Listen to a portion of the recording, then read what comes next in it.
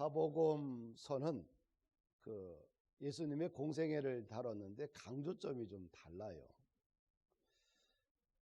왜 그러냐면 독자층이 다르기 때문에 그렇죠. 마태복음의 독자층은 유대인입니다. 그래서 유대인을 위한 복음이 마태복음이죠. 그러다 보니까 구약의 예언을 강조하고요. 구약의 말씀을 많이 인용합니다. 그러면서 예수님은 구약에서 예언된 바로 그 메시아임을 강조하죠. 그래서 아브라함과 다윗 자손 예수 그리스도의 세계라, 이렇게 마태복음이 시작이 됩니다.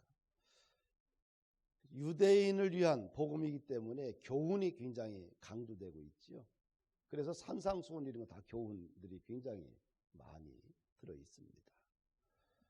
누가복음의 독자층은 모든 이방 헬라인이에요. 헬라인을 위한 복음이 누가복음입니다. 그래서 인류를 위해 구원자로 오신, 구주로 오신 예수님을 강조해요. 그러니까 예수님의 인간적인 모습을 강조하죠. 신성보다, 헬라 이방인을 위한 복음서이기 때문에 인간적인 예수님, 구원자 예수님을 강조하게 됩니다. 요한복음의 독자층은 그냥 이방의 모든 기독교인들을 대상으로 해서 썼죠. 마태, 마가, 누가보다 가장 늦게 쓰여진 것이 요한복음이에요.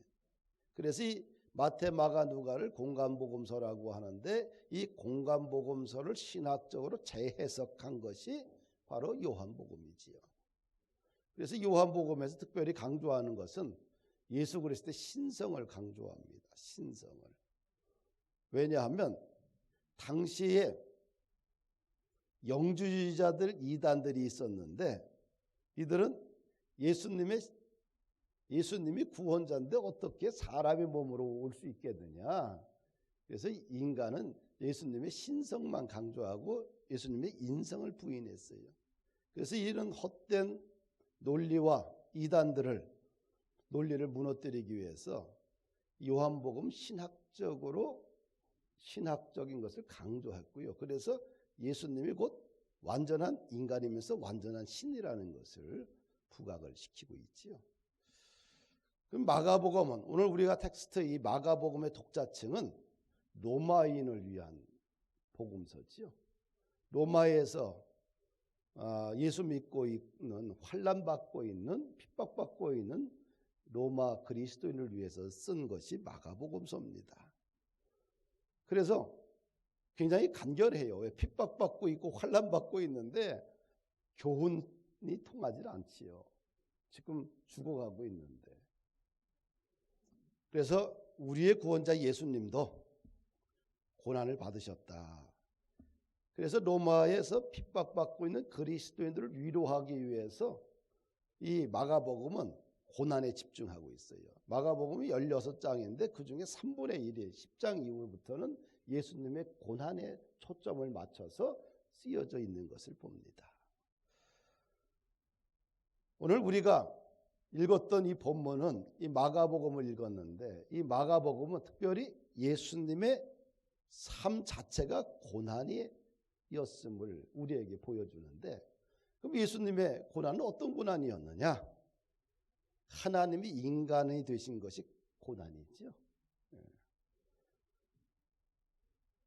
하늘의 영광과 보좌와 능력과 권세를 다 버리고 그분이 인간을 구원하기 위해서 이 땅의 말구 위에 태어나셨어요.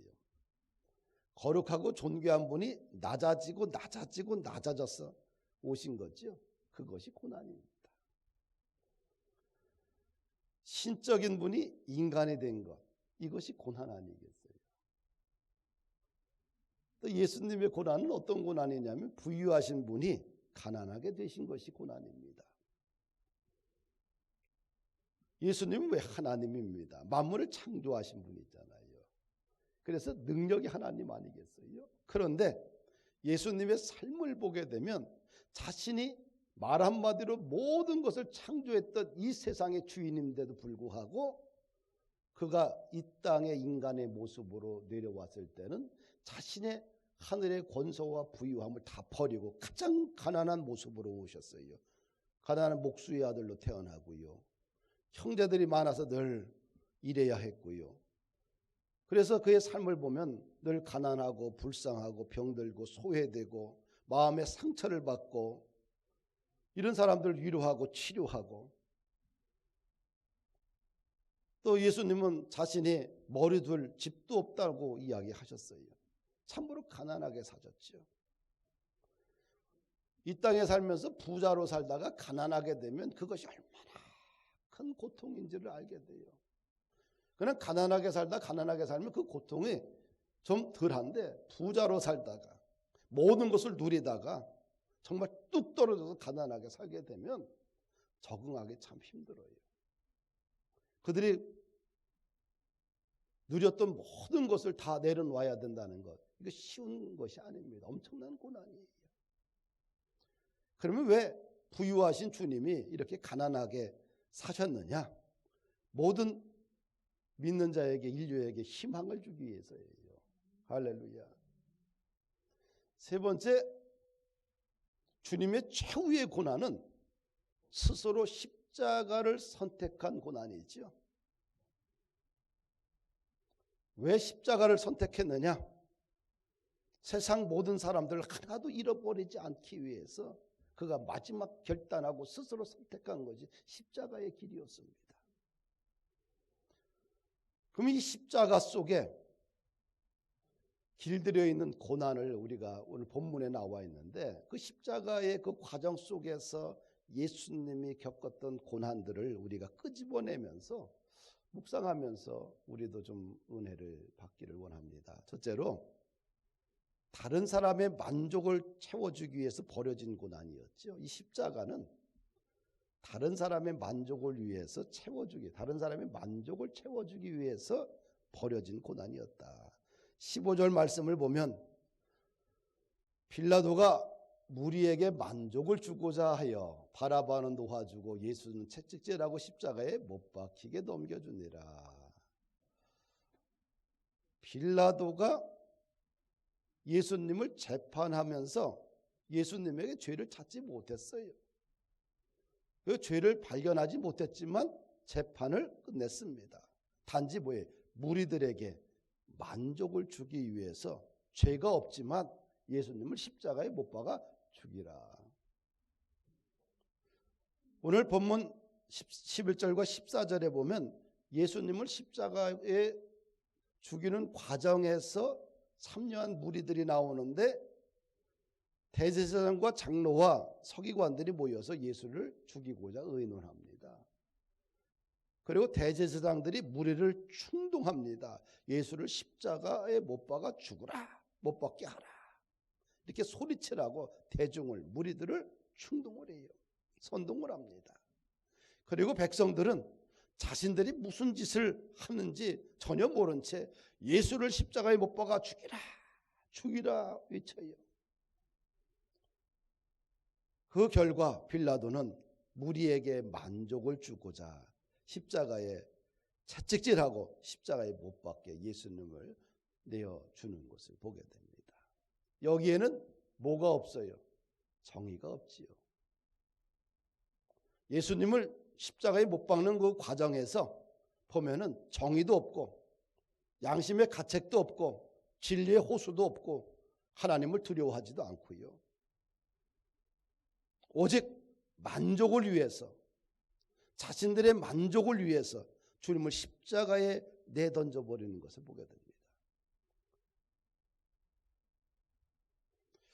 우리가 신앙생활을 하면서 이 자기 만족이라는 체면에 걸리기 시작하면 더 이상 신앙의 양심도 인격도 신앙의 성숙도 없지요. 자기 만족을 위해서 헌금도 하고, 자기 만족을 위해서 신앙생활도 하고, 찬양도 하고, 봉사도 하고, 기도도 하고, 이 신앙생활이 자기 만족이라는 수렁에 빠지게 되면 나중에 만족이 있을 때는 잘하는데 만족이 떨어지게 되면 어떻게 될까요? 헌금도 봉사도 예배도 기도도 기본적인 신앙생활도 포기하게 되지요. 자기 만족은 결국은 거품에 불과합니다. 거품은 언젠가는 만족이 사라지게 되면 꺼지게 되지요. 흔적도 없이 사라지는 것이 거품입니다. 우리 신앙인들은 믿음의 흔적을 남겨야 되겠지요. 우리가 어떻게 살고 있는지 가장 가까운 사람들은 우리를 너무 잘 알아요. 자녀들이 더 잘 알고요. 부부는 남편이 내 아내가 어떤 수준의 신앙생활을 하고 있는지 잘 압니다. 우리는 흔적이 남기며 살아가야 돼요. 근데 자기 만족의 흔적이 아니라 자기 만족을 위해서 신앙생활을 하다 보면 어떤 결론을 내려면 빌라도와 같은 결정을 내릴 수밖에 없어요. 무리들과 같은 수준의 삶을 살 수밖에 없습니다. 신앙은 자기 만족이 아니라 십자가를 중심에 두고 말씀을 중심에 두고 붙들고 살아가는 것이 신앙생활이에요. 할렐루야. 자기 만족에 신앙생활에 포커스를 두게 되면 우리 사단의 그 계략을 넘지 못합니다. 사단은 나보다 나를 더 잘 알잖아요. 내가 어느 부분이 약한지는 사단이 잘 알아요. 돈에 약한 사람은 사단이 돈을 치고 들어올 것이고, 성에 약한 사람은 사단은 성적인 문제를 가지고 치고 들어올 것이고, 입이 방정맞은 사람은 사단이 입술로 치고 들어올 것이고, 명예에 약한 사람은 사단은 명예로 치고 들어와 넘어뜨리게 됩니다.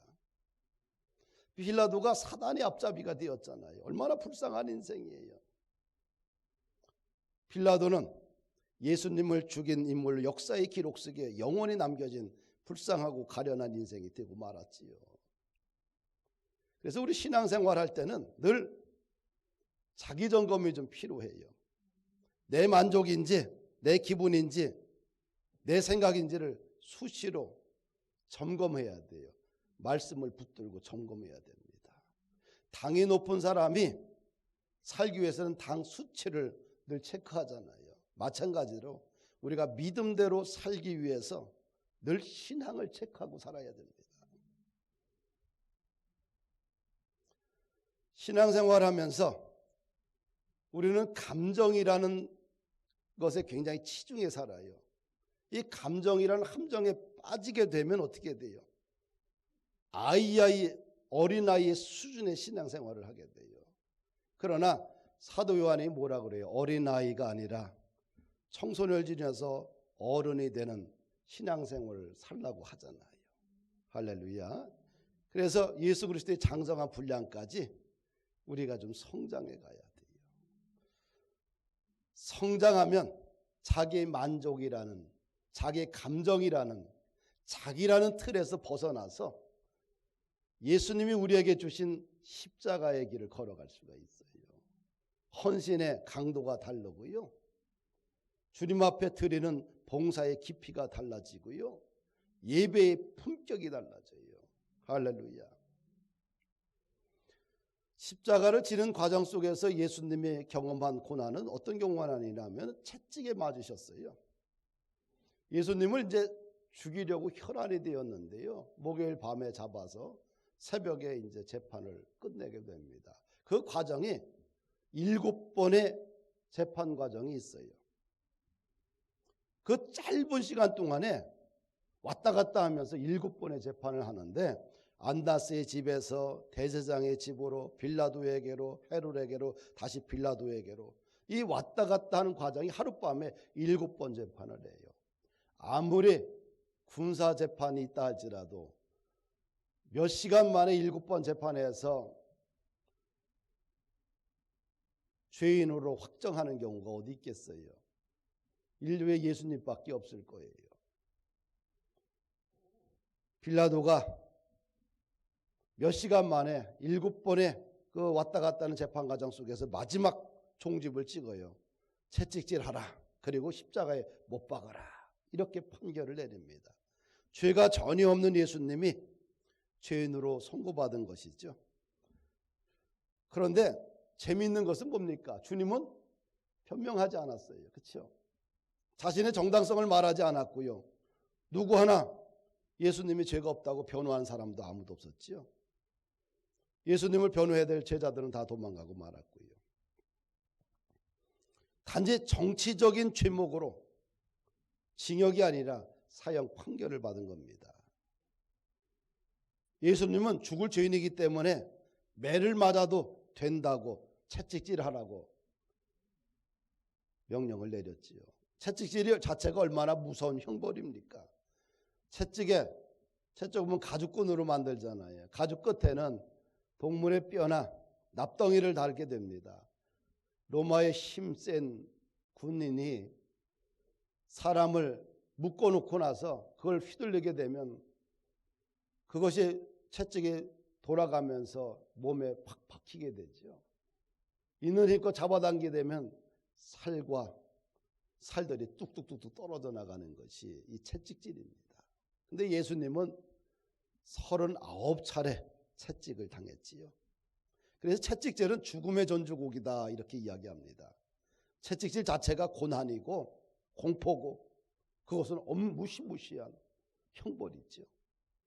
그래서 채찍 몇 대 맞고 정신이 미친 사람도 당시에 보면 많았다고 합니다. 그 십자가의 과정 속에서 예수님이 겪었던 경험 중에 하나가 가시면류관을 쓰시는 고난을 당하셨습니다. 17절 말씀을 함께 읽어볼까요? 예수에게 자색옷을 입히고 가시관을 엮어 씌우고 경례하여 유대인의 왕이여 평안할지어다. 자색옷을 입혔다. 붉은 옷이죠. 홍포라고도 하고요. 임금이나 귀한 사람에게 그 당시에는 홍포, 자색옷을 입혔어요. 근데 실제로 그런 홍포를 예수님에게 입힌 게 아니지요. 예수님을 놀리기 위해서 로마 병장이 걸치고 있는 망토를 벗어갖고 예수님의 어깨를 덮은 것뿐입니다. 놀림감이죠. 한번 이거 입고서 한번 왕노릇 해봐라. 또 다른 성경을 보면 그렇게 해놓고서 예수님에게 뭘 줘요? 손에 갈대를 줘요. 갈대는 왕의 홀이라고 왕을 상징하는 지팡이죠. 왕들이 보면 지팡이를 가지고 상징하는 상징물이죠. 한번 홍포를 입고 한번 또 이 지팡이를 잡고서 갈대를 잡고, 갈대가 무슨 힘이 있겠어요, 그렇죠? 뚝하면 부러지지. 갈대를 들고 한번 왕노릇 해봐라. 놀림을 지금 하고 있죠. 그 다음에 그 후에 머리에 가시 면류관을 씌워요. 이 가시 면류관은 아주 뾰족, 사막에 있는 뾰족하고 아주 날카롭게 센 억센 나무가지예요. 제가 한번 가서 꺾어봤는데 꺾어지지가 않습니다. 가시가 이렇게 커요. 근데 뾰족 마른 나무에 이 가시가 아주 이렇게 뾰족하게 있는데 손으로 꺾어지가 않아요. 그걸 갖다가 둘둘 말아가지고 예수님의 머리에 씌우고 푹 누르게 되면 어떻게 될까요? 가시가 머릿속에 파고 들어가겠지요. 머리에 박히면서 찢어지면서 피가 흐르는 고통을 주는 거지요. 이 가시면류관에는 어떤 예수님을 왕으로서 존경의 의미가 아니라 조롱하고 멸시와 또 희롱의 그런 순간들이죠. 웃음거리를 만드는 거지요. 이거로 끝납니까? 19절 20절을 보니까 갈대로 예수님의 머리를 치고 침을 뱉으며 꿇어 절하더라. 희롱을 당한 후에 자색 옷을 벗기고 도로 그의 옷을 입히고 십자가에 못 박으려고 끌고 나가니라. 또 마가복음 14장 65절에 보면 이런 말씀도 있어요. 어떤 사람은 그에게 침을 뱉으며 그의 얼굴을 가리고 주먹으로 치며 이르되 선지자 노릇하라 하고 하인들은 손바닥으로 치더라. 가장 고통스러운 자리에, 가장 불행한 자리에 가장 모욕적인 언사를 하면서 뭐라고 그래요? 평안하라, 유대인의 왕이여 평안하라, 이렇게 절을 해요. 침을 뱉고 손바닥으로 하인들이 얼굴을 때리고 얼굴을 주먹으로 치면서 경례하면서 유대인의 왕이여 평안할지어다.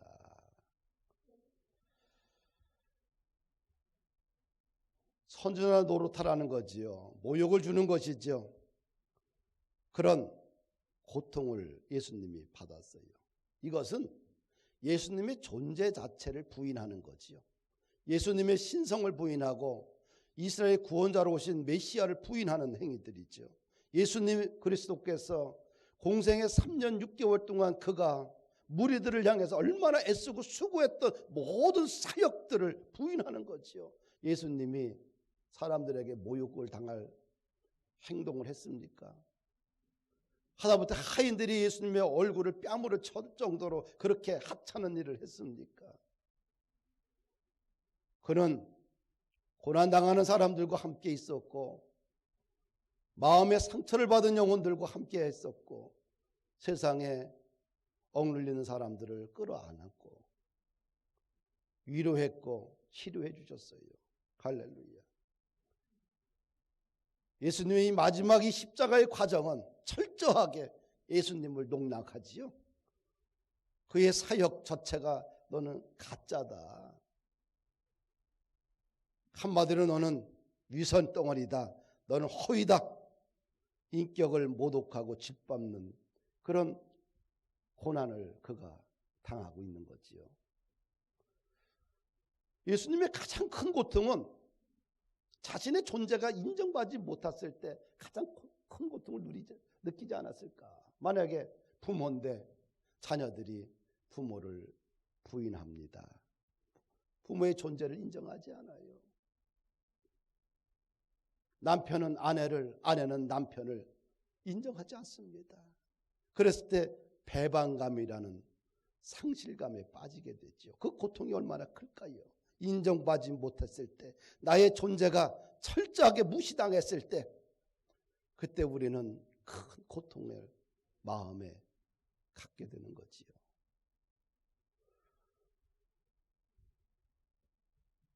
사람들은 예수님을 무시했어요. 유대인의 왕이라고 하면서 고통을 가하면서 철저히 농락했지요. 자신의 전 존재를 무시당했어요. 그랬을 때 예수님의 마음의 고통이 얼마나 컸을까? 이런 생각을 좀 해봐요. 예수님이 또 이런 십자가 이런 과정의 고통을 보면서 가장 큰 예수님의 마음에 고통을 주는 것은 그래도 나를 지지하는 사람이 있으면 좋은데 예수님의 제자들이 다 도망가고 말았어요. 뿐만 아니라 그 현장에 멀찌감치 따라왔던 수제자 베드로도 철저하게 예수님을 3번이나 부인하잖아요. 누가 묻습니까? 제사장들이 묻은 것도 아니고요. 대제사장이, 장로들이, 서기관들이, 로마의 어떤 빌라도가 묻는 것도 아닌데 한 종이 하인이 물어요. 너도 그 사람이 도당이다. 너도 갈릴리 사람 아니냐 그랬더니 뭐예요? 저주하며 맹세하되 나는 너희가 말하는 이 사람을 알지 못하노라. 그럴 때 닭이 3번 울잖아요. 3번째 부인할 때 닭이 곧 2번 울면서 예수님의 자기에게 했던 말씀이 떠오르는 거예요. 할렐루야. 그런데 누가복음 22장 61절에 이 사건을 좀 더 상세하게 다루는데요. 주께서 돌이켜 베드로를 보시니 어떻게 돼요? 주께서 돌이켜 베드로를 보시는 거예요. 이 순간이 언제예요? 베드로가 철저하게 예수님을 모른다고 부인했을 때, 3번째 부인했을 때 예수님이 딱 돌아보는 거예요. 베드로와 예수님이 눈이 마주치겠지요. 베드로가 주의 말씀 곧 오늘 다 굴기 전에 내가 3번 나를 부인하려 하심이 생각나서 밖에 나가서 심히 통곡하니라. 사랑하는 베드로가 자기를 모른다고 부인하고 배반했을 때, 가장 가까운 사람이 배반했을 때 예수님의 마음의 고통이 얼마나 컸을까?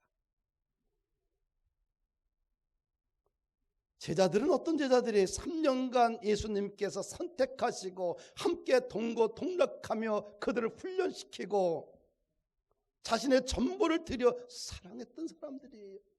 나가서 무리들에게 큰 복음을 전하고 그거로 끝나지 않고 다시 제자들을 모아서 소고로 보러 제자들과 함께 시간을 보내고 기도하며 마무리했던 관계입니다. 그리고 3년 6개월에는 훈련시키고 나서 마지막 종합예술 구술 시험을 보는데 이런 질문이에요. 세상 사람들이 나를 누구라 하느냐? 선지자요, 모세요, 엘리야 중에 하나입니다. 그러면 너희는 나를 누구라 하느냐? 그때 베드로가 탁 일어나서 한마디 합니다. 주는 그리스도의 살아계신 하나님의 아들이다. 예수님의 본질 그 자체를 아주 정확하게 꿰뚫어 보고 말씀에 구술 시험에 합격했지요. 주님의 마음이 얼마나 기뻤어요.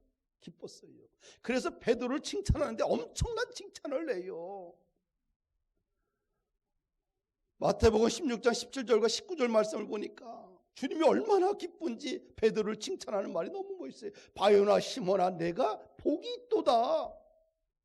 이를 내게 알게 한 이는 혈육이 아니요 하늘에 계신 내 아버지라. 너가 이런 구술시험에 종합구술시험에 합격한 것은 하나님께서 너에게 말씀을 주신 거라는 거예요. 또 내가 내게 이르노니 너는 베드로라. 내가 이 반석 위에 이 고백의 반석 위에 내 교회를 세울 것이다. 멋있지요.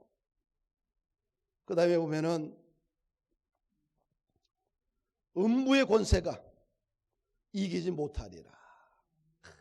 이 베드로의 믿음의 고백이 결국은 음부의 권세가 이기지 못한다는 거예요. 그러면서 내가 천국 열쇠를 내게 줄 것이다. 얼마나 큰 기쁨이에요. 네가 땅에서 무엇이든지 매면 하늘에서 풀 매일 것이고 땅에서 무엇이든지 풀면 하늘에서 풀릴 것이다. 대단한 능력의 권세를 베드로에게 주셨습니다.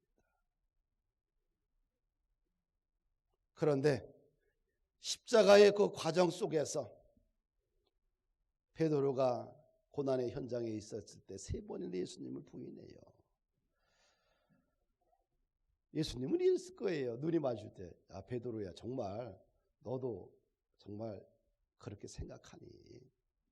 정말 네가 나를 모르니?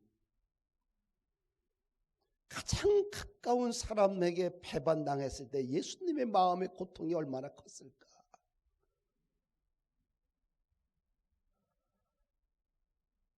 이 십자가에는 그런 고통과 그런 고난이 담겨져 있는 것이죠. 그러면 고난의 흔적 너머에 우리가 예수님께서 채찍에 맞으시고 조롱당하시고 가시면류관을 쓰고 무시당하고 이거로 끝나면 의미가 없잖아요. 이 너머에 하나님의 깊은 은혜가 있다는 것이죠. 할렐루야. 신앙생활이라는 것은 너머의 은혜를 잘 찾아야 돼요. 너머의 은혜를 모르면 그냥 그 현장에서 쓰러지고 넘어지고 부서지고 파괴적인 인생을 살 수밖에 없어요. 이 땅 너머에 저 하늘이 있다는 것을, 죽음 너머에 생명이 있고 절망 너머에 희망이 있고 고난 너머에 기쁨이 있고 가난 너머에 부유가 있다는 걸 알아야 돼요. 지금 내가 가난하지만 예수님 잘 믿고 살면 하나님께서 내 인생을 부유케 하실 것이라는 믿는 그 믿음, 하나님의 은혜를 받아야 돼요. 그 너머에 있는 나를 향한 하나님의 은혜. 바닥 너머에 하늘이 있어요. 눈물 너머에 웃음이 있고요. 사울로 끝나면 안 돼요. 실패한 왕이 사울 너머에 실패하지 않는 다윗 왕이 있다는 것을 알아야지만 신앙에서 넘어지지 않는 거예요. 엘리 제사장은 실패한 제사장입니다. 거기서 끝나면 아무것도 없어요. 엘리 제사장 너머에 사무엘 제사장이 있다는 것을 알아야지만 돼요. 이것이 영적인 은혜예요. 현실 너머에 하나님의 은혜와 섭리를 찾아가는 것, 이것이 신앙생활의 과정이고 그래야 신앙생활의 위기를 극복할 수가 있어요. 할렐루야. 그러면 채찍 속에 있는 채찍 너머의 깊은 영적인 은혜는 뭘까요? 예수님이 단순히 채찍에 맞아서 39차례를 맞아서 몸이 찢겨지고 부서진 것, 그것만 우리가 묵상하면 안 돼요. 예수님이 채찍에 맞음으로 인해서 우리가 나음을 입었도다. 이사야 53장 4절 말씀입니다. 그가 찔림은 우리의 허물 때문이요 그가 상함은 우리의 죄악 때문이라. 그가 징계를 받음으로 우리가 평화를 누리고 그가 채찍에 맞음으로 우리가 나음을 받았도다. 우리는 이 땅에 살면서 고통이라는 게 있잖아요. 육체의 질병의 고통. 질병에 찾아왔을 때 손 하나 까딱할 수 없는 그 상황들이 있잖아요. 그 고통들. 그것만 있어요? 상처를 받았을 때 마음 깊이 꽂혀있는 이 상처의 가시들이 있잖아요. 일터에서 찾아오는, 가정에서 찾아오는 수많은 찔림의 고통들이 얼마나 많아요. 그 상처들이 얼마나 많아요. 상처 너머에, 채찍 너머에 하나님의 치료의 광선이 있다는 거예요. 그럴 때마다 그 상처, 그 채찍을 맞을 때마다 우리 어떻게 생각을 해요? 그 질병의 고통과 채찍을 통해서 그럴 때마다 예수님 붙들고 십자가 붙들고 주여 내가 참 아픕니다. 내가 고통스럽습니다. 주님의 은혜의 강물로 나를 씻겨주시고 치료해 주시옵소서. 다윗이 범죄했을 때 간음죄를 지고 살인 방조죄를 줬을 때 그는 책망을 받습니다. 그때 나를 죽여달라고 이야기하지 않고요. 뭐라고 그래요? 주님 맑게 씻어 주옵소서. 내 죄악을 맑게 씻어 주시옵소서. 우슬초로 씻어 주시옵소서. 깨끗이 씻어 주시옵소서. 지능같이 붉은 죄악들을 보고 나니 견딜 수가 없는 거예요. 주여 씻어 주시옵소서. 사랑하는 여러분들, 채찍 너머에 하나님의 은총을 봐야 돼요. 누가 나를 상처를 줬고 누가 내 마음을 아프게 했고 내 일터와 가정과 인생 가운데 험악한 삶의 고난 속에 있을 때 그것만 바라보면 그 배는 추락해요. 그 너머에 나를 건지시고 일으키시고 세워주시고 치료해 주시는 하나님의 은총을 보라. 할렐루야. 그래서 믿음의 사람들은 현실 얘기만 하면 안 돼요. 그건 답이 없어. 현실을 보고 같이 기도해주고 그 너머에 하나님의 은혜가 있다. 그러면서 위로해주고 같이 손을 붙들고 끌어내야 되는 거예요. 이것이 하나님이 주시는 그 너머의 은혜입니다. 가시면류관이라는 그 너머에 하나님의 은혜가 무엇일까? 가시면류관을 씌워놓고 나서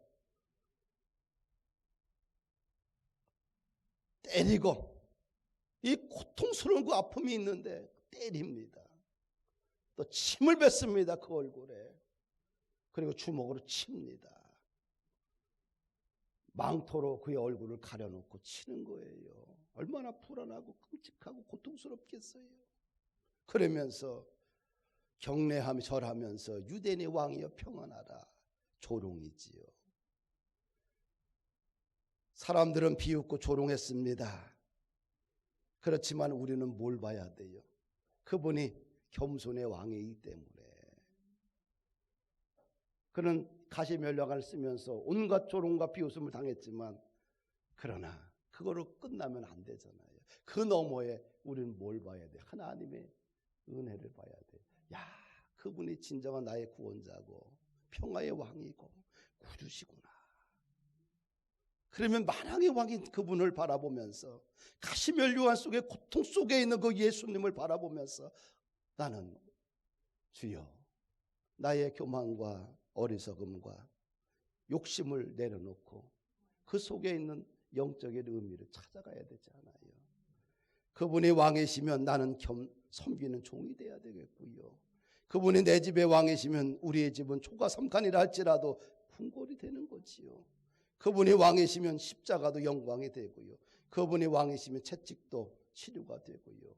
그분이 왕이시면 가시관도 승리의 면류관이 되고요. 그분이 왕이시면 우리는 그분에게 철저하게 순종하고 철저하게 충성해야 됩니다. 피 흘리고 있고 죽어가고 있지만 그분은 우리의 영원한 왕이시라는 사실이에요. 예수님의 십자가의 전 고난의 과정을 지켜봤던 로마의 백부장은 이렇게 고백을 합니다. 이 사람은 진실로 하나님의 아들이었다. 이 로마의 이방인인 백부장이 예수님의 고난의 과정을 지켜보면서 영적인 눈이 열렸잖아요. 수많은 무리들은 그냥 한 사람이 죽어가는 것으로 봤어요. 그런데 로마의 백부장은 군인은 이 사람이 진짜 하나님의 아들이다. 영적인 세계가 눈이 열렸잖아요. 할렐루야. 우리의 눈도 좀 십자가를 묵상하면서 좀 영적으로 좀 열리기를 주의 이름으로 축복합니다. 할렐루야. 우리 왕이신 나의 하나님, 우리